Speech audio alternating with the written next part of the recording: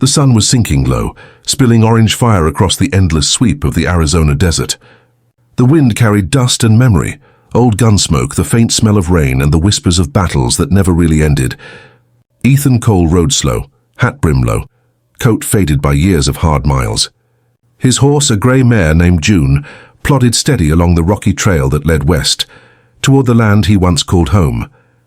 The creak of the saddle was the only sound that kept him company now. 5 years ago, he'd left that same country behind, a young man headed off to war, full of fire and foolish pride. The war had taken that from him. It took friends, hope, and nearly his soul. And when the shooting stopped, the silence was worse than the noise. Now he was going back. A letter had reached him months before, carried by a stagecoach hand. It said the Cole ranch had been sold off, the fences torn down, the cattle gone. But one line hit harder than all the rest. No word of Luke, his younger brother. The last blood he had left. Ethan had heard whispers in saloons and army posts, stories of a white boy taken by the Apache during a raid. Some said the boy was dead. Others swore he was alive, raised as one of them, riding under the name Kayato, meaning born of two worlds. Ethan never believed in rumors, but this one sank its claws deep. He couldn't let it go. That evening he reached a dry riverbed fringed with mesquite and made camp. The world was quiet out there, too quiet. He gathered a few sticks, struck a spark, and watched the flames crawl up slow, lighting his tired face. The desert night stretched wide and endless above him, stars glittering like old promises. He sat cross-legged beside the fire, a tin cup of coffee in hand, and whispered into the dark, "Luke, if you're still out there, I'm coming for you." "Brother." The flames danced, throwing his shadow long across the sand. A coyote howled somewhere in the hills, and the sound carried through the valley like a ghostly hymn. Ethan didn't flinch. He'd slept beside worse sounds. Men crying out on battlefields, the thud of artillery, the silence after. He lay back, using his saddle as a pillow, eyes locked on the stars. His thoughts wandered to their old ranch, how Luke used to chase tumbleweeds down the fence line, how their mother's voice would call them in for supper, how their father's boots always left the same path in the dirt leading to the barn. All gone now. A gust of wind stirred the ashes of the fire, and the crackle brought him back.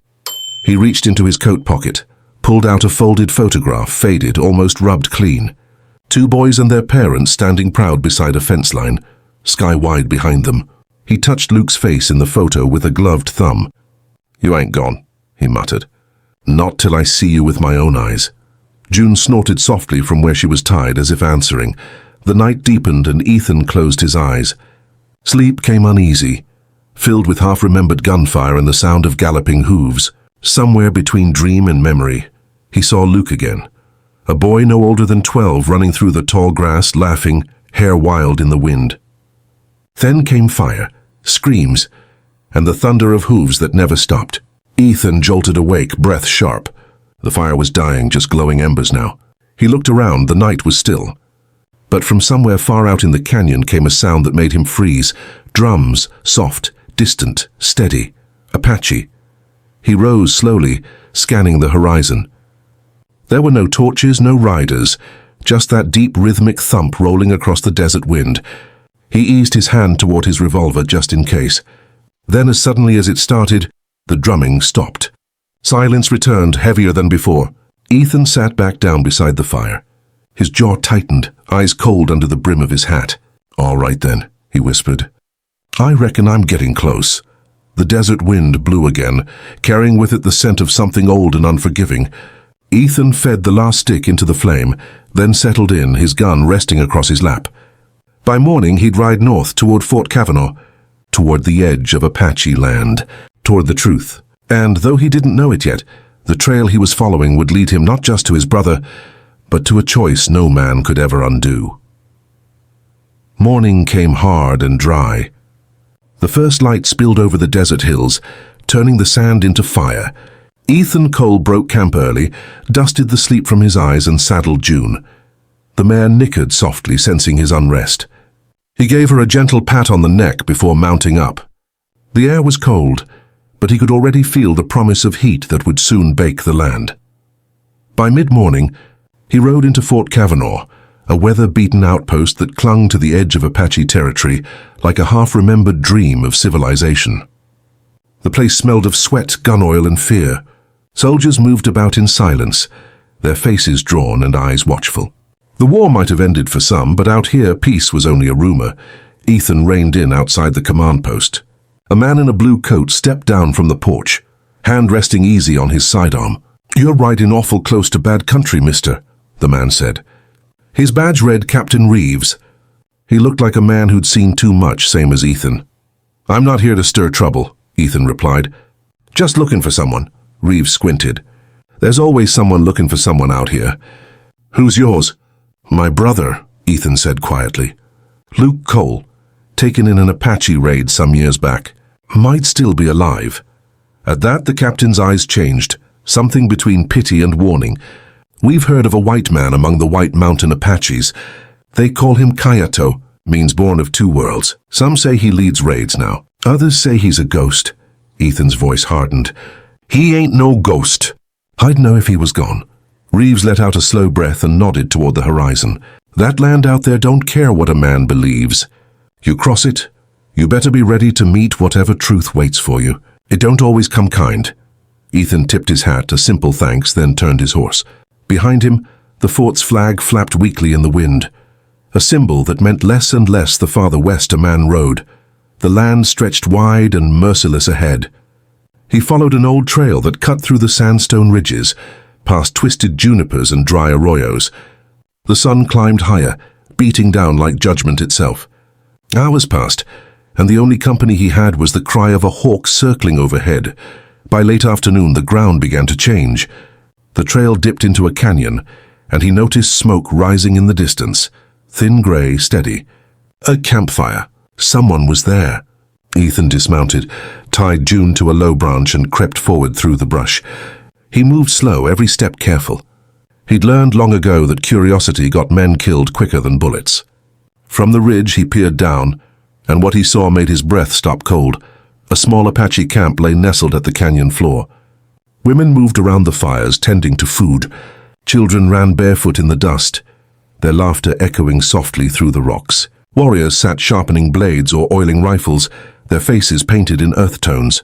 They looked like shadows of the desert itself, quiet, patient, eternal. Then Ethan saw him. A man stood near the fire, taller than most, his skin sun-darkened, his hair braided and bound with beads. He wore buckskin, but something about his posture, straight-backed, deliberate, felt familiar. Ethan leaned forward, heart pounding. The man turned slightly, and the firelight caught his face. It was Luke. Older, yes. Hardened, but still Luke. Ethan's hand gripped the rock beside him so tight his knuckles went white. For a long while he just watched. Watched his brother speak in Apache, laugh softly, hand food to a small boy. He looked content. The sight twisted something deep inside him. All the years of searching, all the empty nights by the fire had led to this moment. And it didn't feel like the victory he imagined. It felt like betrayal. He wanted to shout his brother's name, to ride down and pull him home. But his gut told him not to. These weren't outlaws or monsters. They were his brother's people now. A single wrong move, and that camp would turn to thunder. So he stayed hidden until night swallowed the canyon. He watched the fires die down one by one, until only the embers glowed. Then he backed away slow, every step heavy with the weight of what he'd seen. When he reached June, he whispered, "He's alive, girl. But he ain't the same." The horse nickered softly as if she understood. Ethan mounted up, turning toward the shadows stretching long across the land. The stars were bright now, and the wind carried the smell of wood smoke and memory. He rode into the dark, jaw tight, heart torn clean in two. For the first time in years, Ethan Cole had found his brother. And already, he feared what that truth was going to cost him.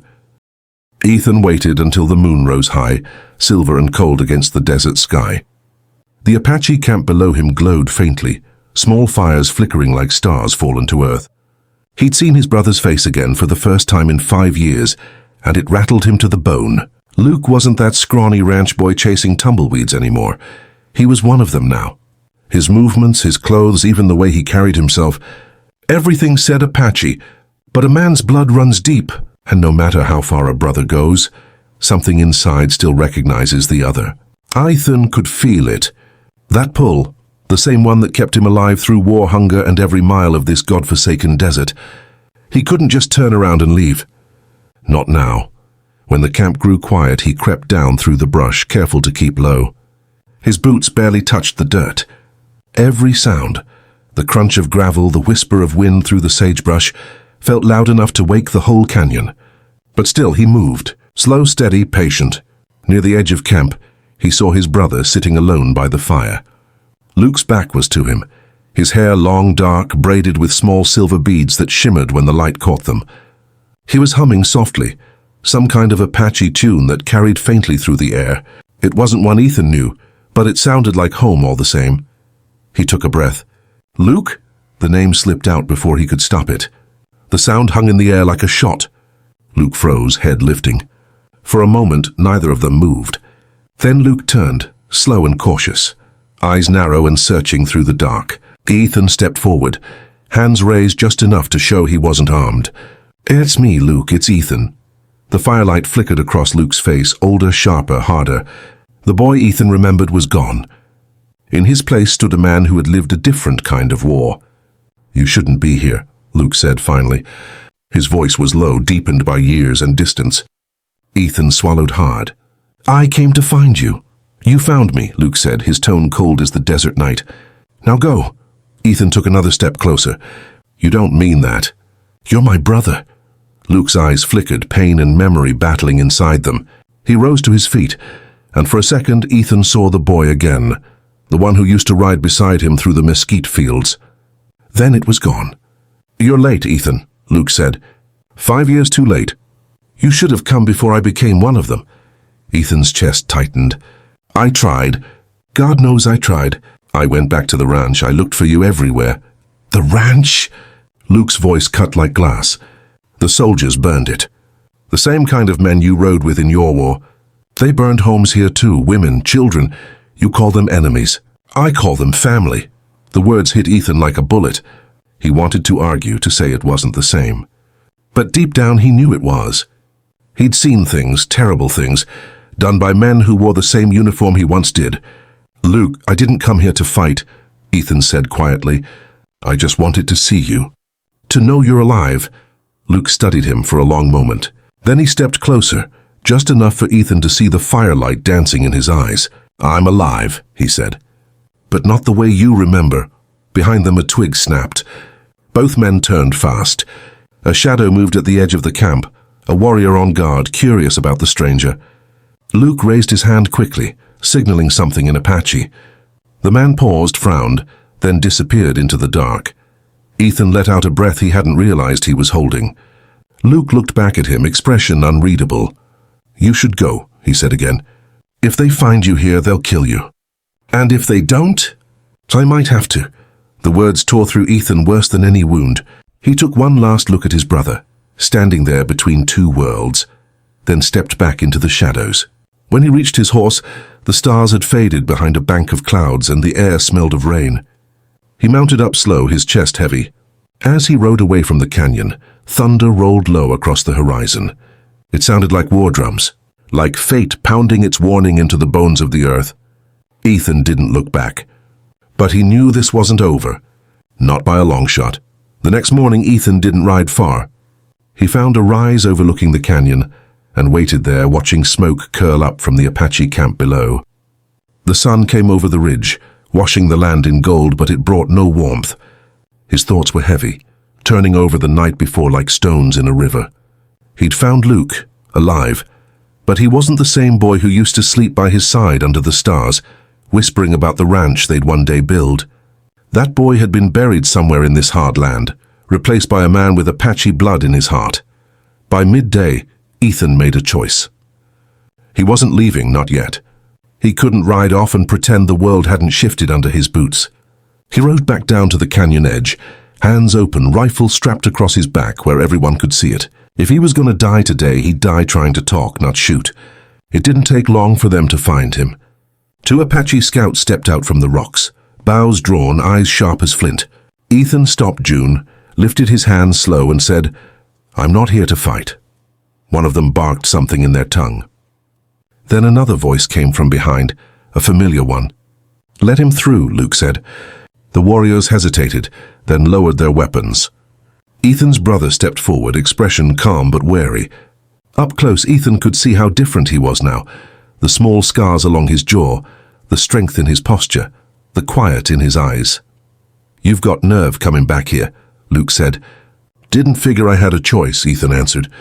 "Not when my brother's still breathing." Luke studied him for a moment, then motioned toward the canyon floor.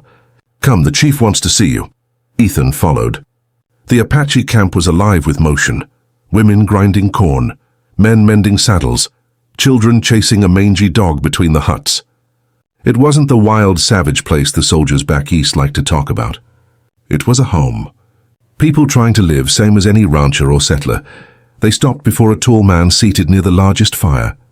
His hair was streaked with gray, his face carved deep with years and wisdom.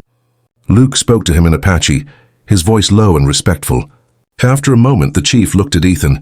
"You came for blood, white man?" the chief asked in rough English. "No," Ethan said. "I came for family." The chief's gaze lingered on him, sharp as a blade.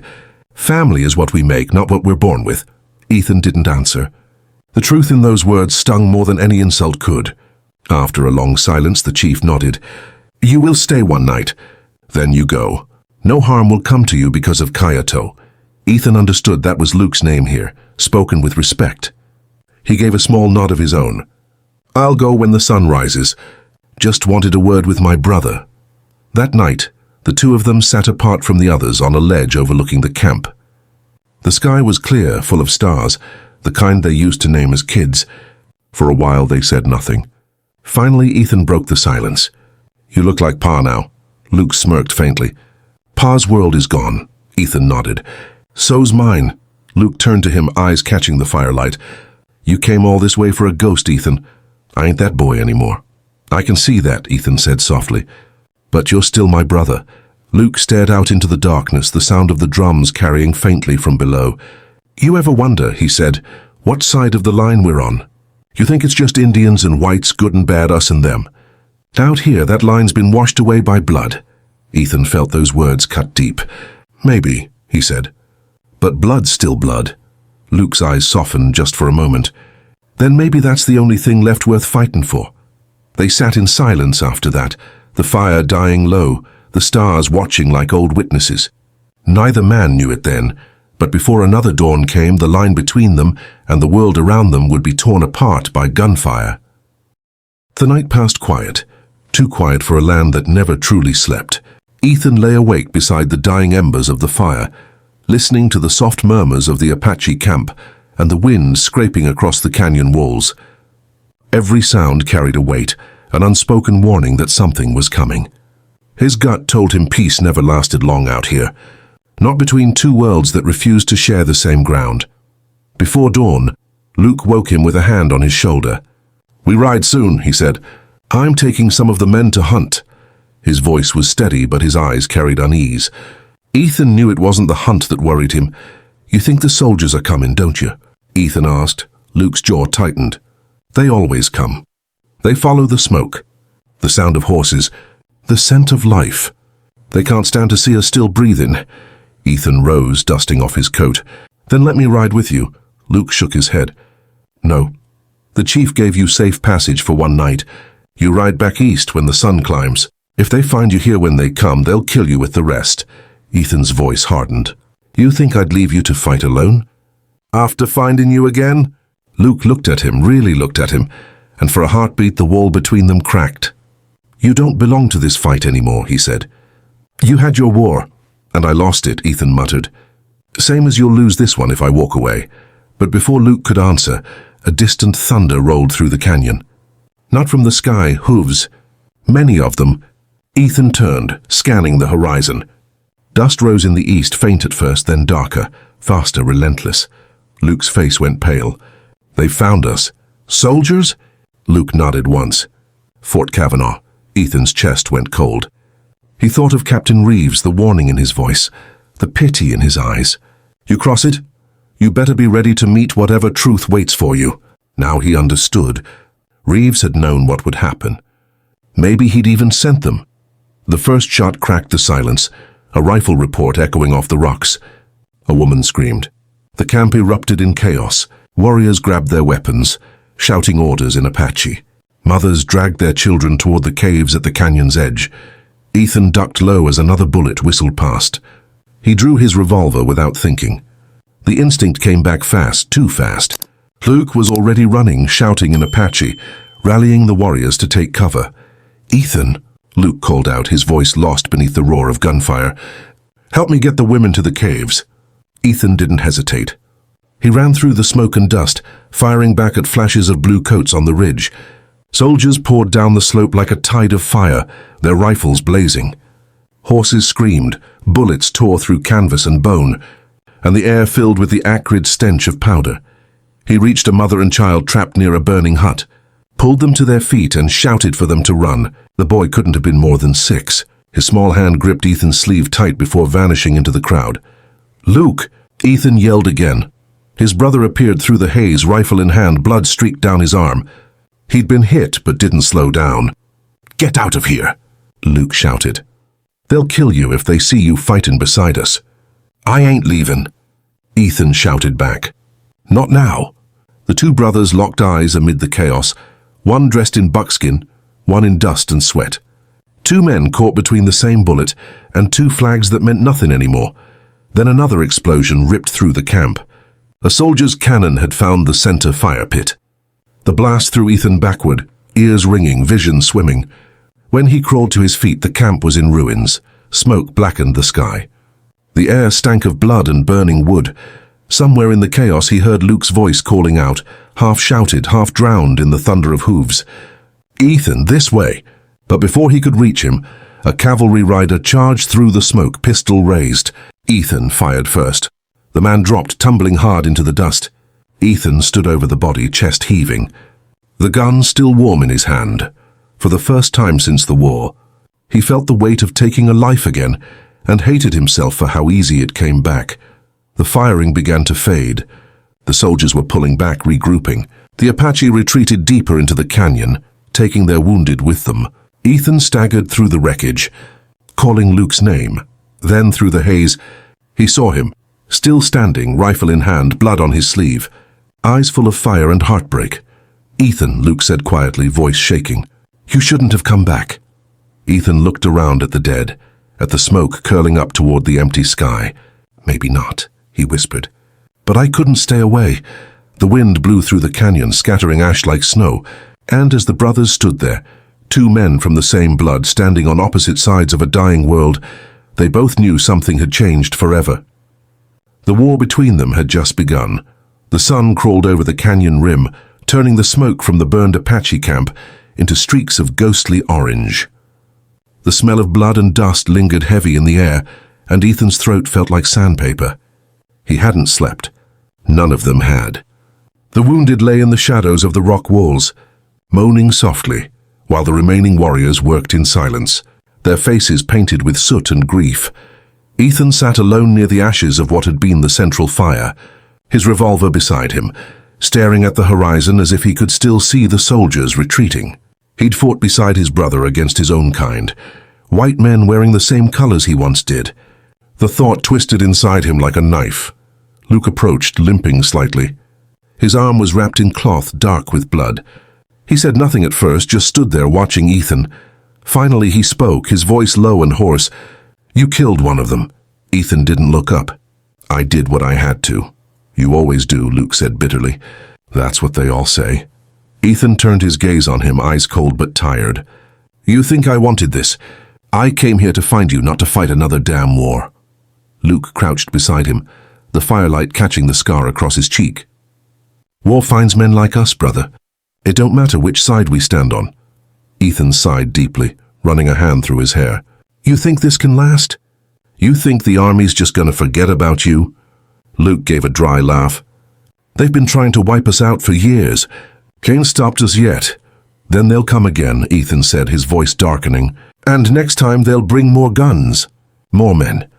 Luke stood staring out toward the open desert where the sun was climbing higher. "Then we'll meet them again. You can go back, Ethan. You don't owe us nothing. You can still live free." Ethan rose slowly, his expression hardening. You think I can live free after seeing this? He gestured toward the wounded, the smoldering ruins, the small shapes of children curled up beside the dead. You're my blood, Luke. You think I can just ride away from that? Luke looked down at him, eyes softening for the first time. You always had a good heart, even when it got you hurt, Ethan chuckled bitterly. And you always had a hard head. Even when it got you killed. The brothers shared a faint, fleeting smile. Then Luke's face changed, his expression distant, almost haunted. There's a village south of here, he said.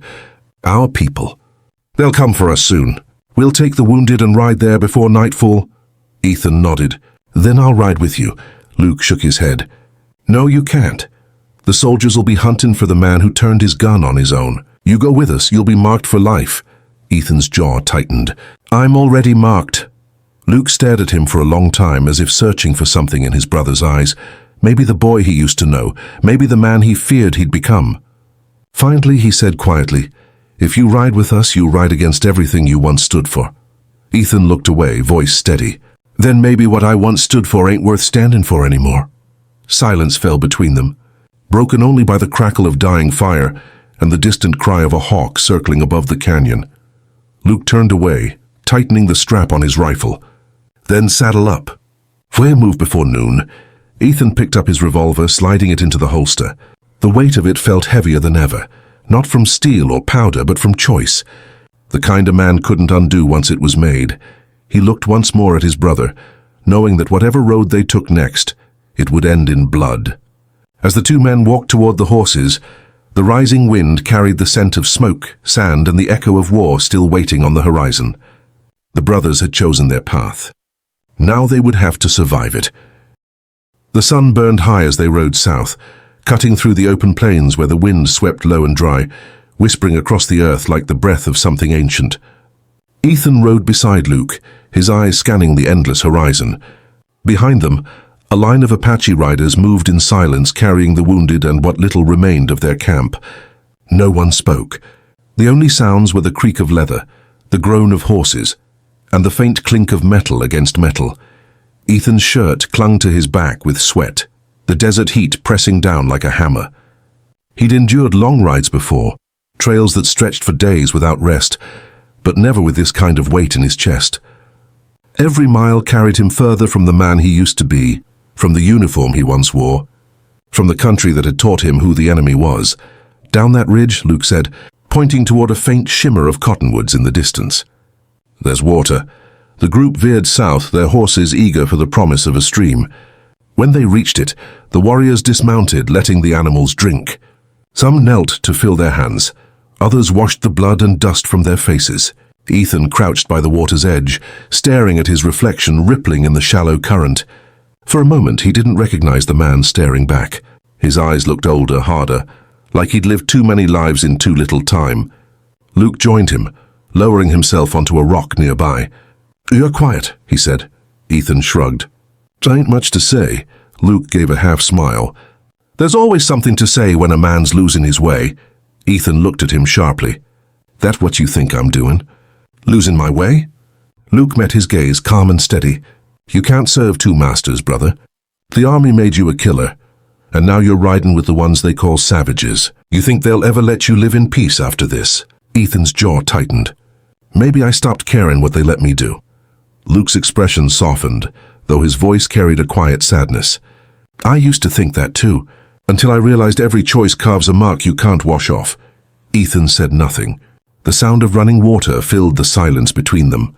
Somewhere behind them, a child laughed faintly, a fragile, fleeting sound like a bird's song in a dying forest. As the sun dipped lower, the group remounted. The land began to change, rolling into dry hills and broken mesas painted gold by the fading light. They rode until the shadows stretched long across the sand. That evening, they made camp beneath a stand of twisted junipers. The air cooled, carrying the scent of smoke and sage. Ethan sat apart from the others, cleaning his revolver under the flicker of firelight.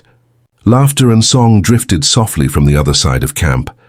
For the first time in years, he felt the strange ache of belonging somewhere, and the equal weight of knowing he didn't deserve it. Luke came over and sat beside him. You still got that coin I gave you? He asked suddenly.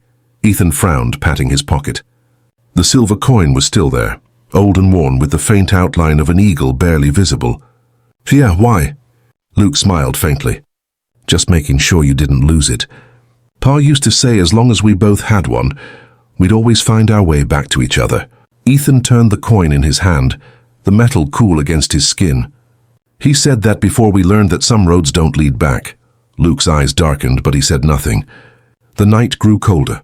Stars spilled across the sky like scattered fire. The brothers sat in silence, one torn between blood and duty, the other between love and survival.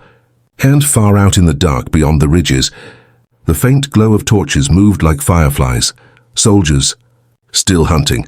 They weren't done running yet. By dawn, the wind carried the sound of death again. Hoofbeats in the distance, faint but steady like the beating of a slow drum. Ethan heard it first. He froze mid-step, one hand resting on his horse's mane, listening to the rhythm he knew too well. Cavalry. He crossed the camp quickly to where Luke sat, sharpening his knife. They're coming, Ethan said quietly. Luke looked up sharply. How close?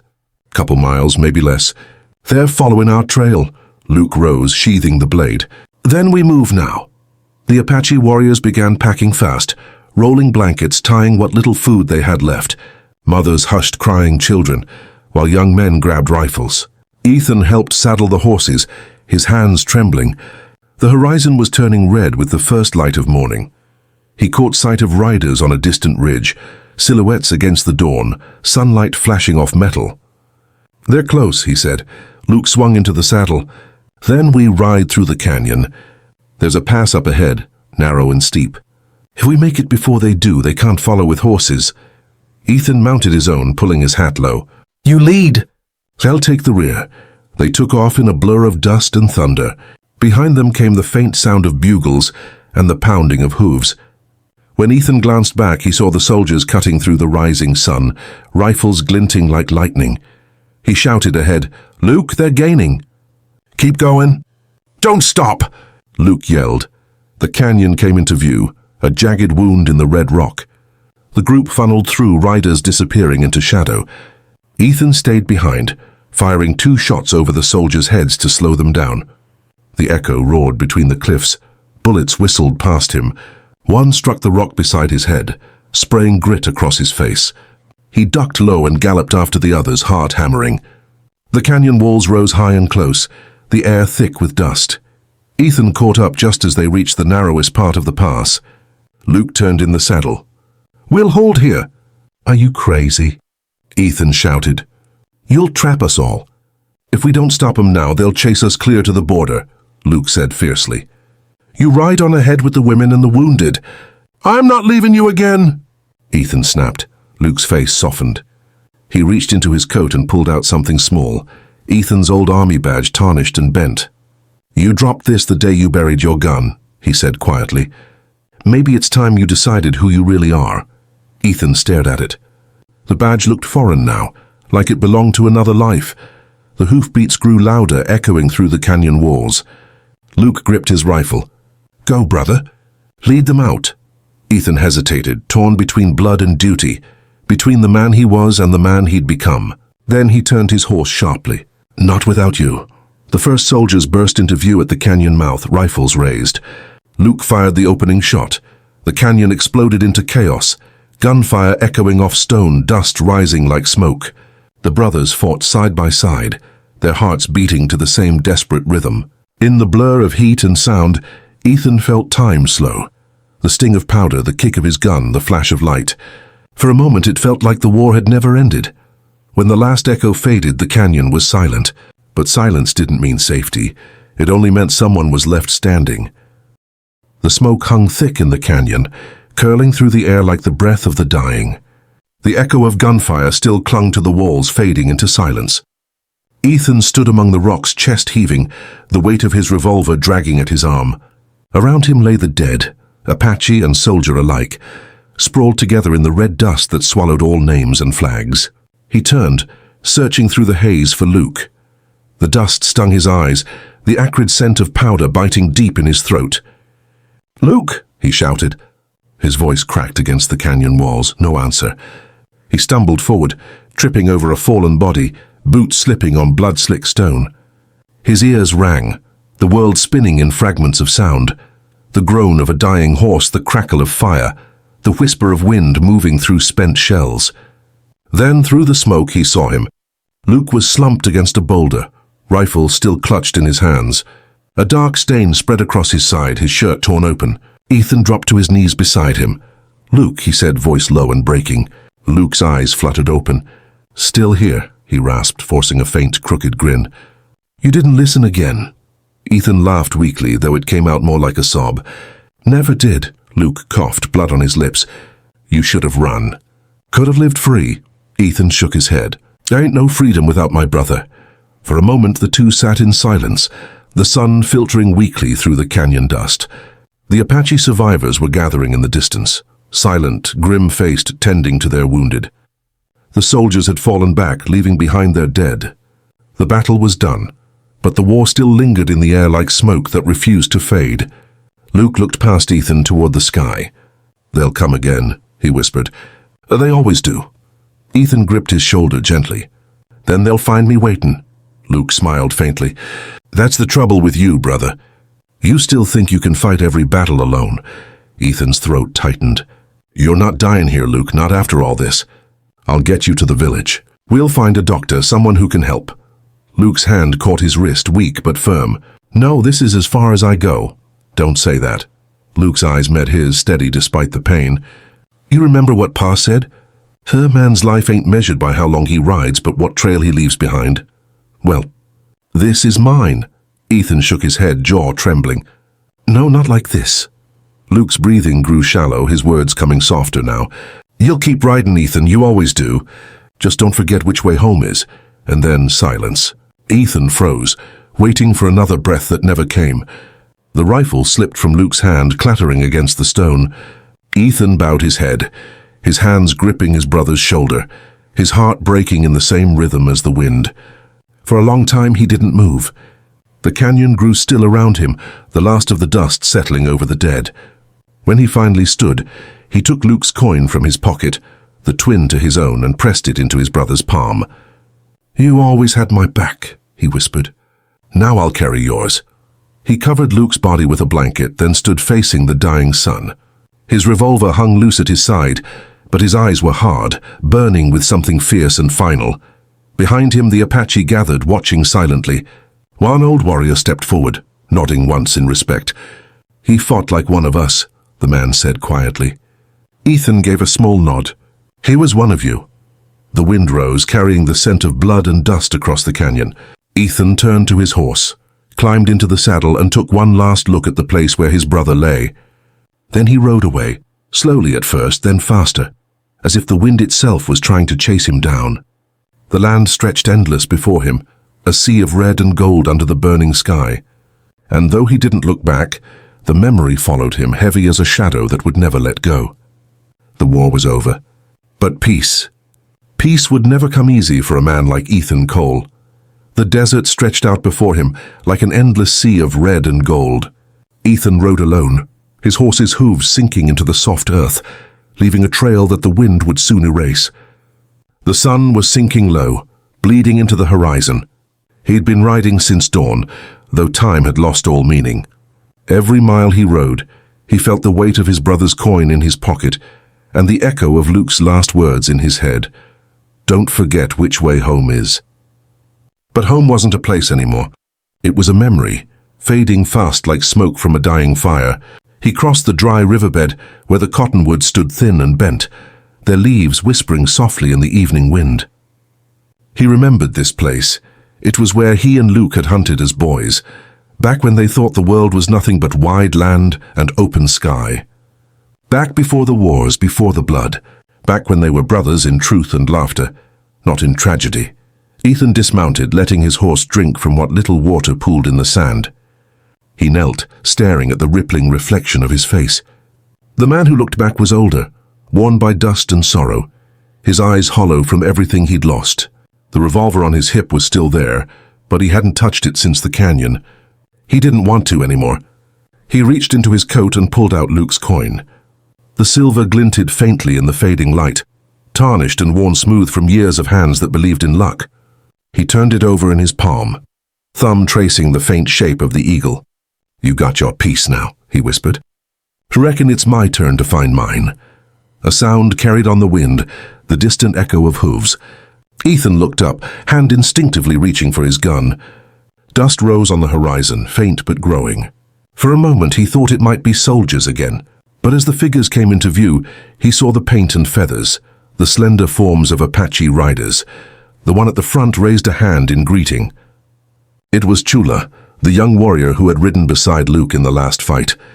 Ethan stayed still as they approached, the sunset painting them in golden shadow. Chula stopped a few feet away. "You buried him?" he asked quietly. Ethan nodded. "In the canyon." "Where he fell?" Chula dismounted, standing tall but respectful. "He was brave. He died as a warrior should. The people remember." Ethan met his gaze. "He wasn't fighting for glory, just for a chance to live free." Chula nodded slowly. "Freedom's the only thing worth dying for." He paused, looking toward the west. "The soldiers won't stop. They'll come again, but there will always be those who remember men like him, and like you." Ethan looked out at the horizon where the light was fading. "Maybe that's enough," he said softly. "Maybe that's all any man can ask for." Chula handed him a small leather pouch. "From the people. For his spirit. Carry it with you." Ethan took it, nodding his thanks. Inside he could feel the weight of something small, perhaps sacred stones or earth from the canyon. It didn't matter what it was. It meant they hadn't forgotten his brother. As the Apache riders turned to leave, Chula looked back once more. "You have a home among us if you choose it," he said.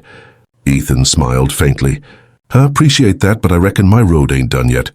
Chula nodded, then rode off with his men, vanishing into the red horizon. Ethan stood there for a long while, listening to the wind. Then he mounted his horse, slipping the coin and the pouch into his pocket. The sun dipped below the hills, setting the sky on fire one last time. He turned his horse west and started to ride, slow and steady, the sound of hoofbeats fading into the dusk. The land stretched before him, vast and silent, a place of ghosts and memories, of men who couldn't outrun what they'd done. But for Ethan Cole, there was no running anymore. Only the ride. He didn't look back. He just kept going into the burning horizon, chasing a peace that might never come, but refusing to stop until he found it, because that's what a cowboy does. He rides, always. If you enjoyed this story, don't forget to hit that like button and subscribe for more unforgettable tales from me. And make sure to tap the bell icon so you never miss a new episode. Thanks for watching.